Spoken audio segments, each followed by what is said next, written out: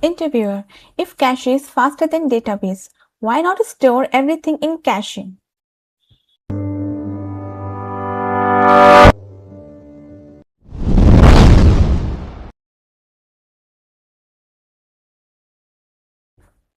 A chef is cooking and asks for an ingredient.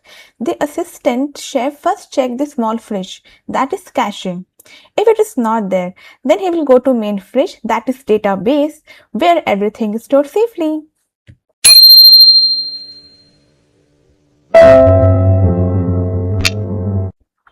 So how to answer for that question? Cache is fast because it stores data in RAM memory, but it is temporary and limited. Data can be lost or restart and may become outdated. A database stores data on disk, that is HDD, SSD, which is slower but permanent and reliable. So cache is used for speed and database is used for safe and long-term storage. Both work together, not replace each other.